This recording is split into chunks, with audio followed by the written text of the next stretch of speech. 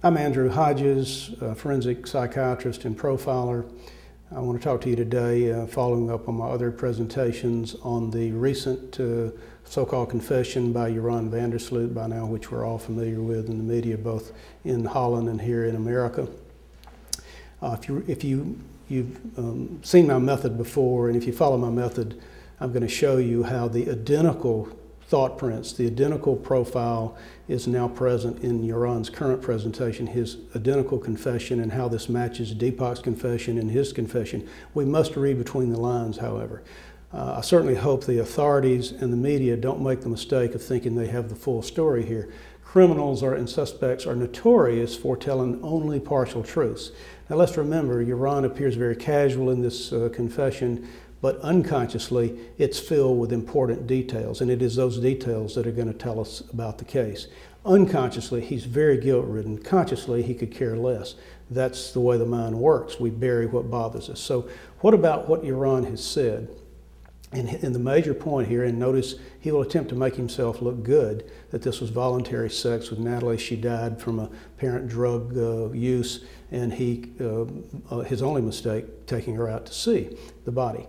We're going to see a really different story, because that isn't the truth of the matter. What is the truth of the matter? Notice how well this matches with the profile which I've shown before in my book, Into the Deep, and indeed he validates her body is in the deep, as I've said all along. And he validates other things in my profile, which you can also read about on forensicthoughtprints.com, where I describe this current take. But this is what Joran described. He described being on the beach, which was at Fisherman's Huts, which is really where they took off from with the body. But he's at Fisherman's Huts on the beach with Natalee. He describes a sexual event, that he had sex with Natalee, that it was voluntary, and that after that, or during that, she had a cardiac event, and her body started trembling, and she suddenly died, and he resuscitated her. Now, the truth of the matter is that it was a 3-on-1 assault. It was a gang rape. She did, however, die during sex. She did die from a cardiac sudden death, but it was a cardiorespiratory event where she choked, and she couldn't get her breath. How close this is to her body trembling. We can imagine when somebody choked from aspirating when she was trying to throw up. She had a noose around her neck, couldn't sit up, she choked.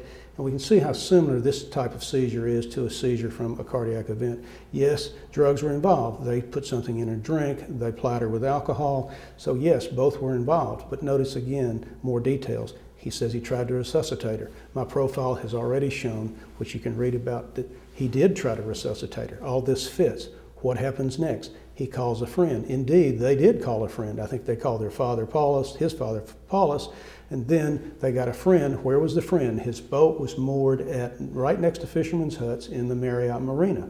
Now what about that? That is where Joran did have a very good friend whose boat I'm convinced they likely used. He names one person in his article, or in his interview, in his confession, which was secretly taped. I really think he's referring to another person.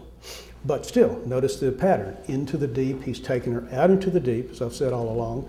And then what did he do? He tells you, he took her a short way. He didn't take her a short way, you just have to read for clues. He's covering up the pattern the profile shows and the thought patterns. They took her deep out into the ocean, as the search currently going on is validating.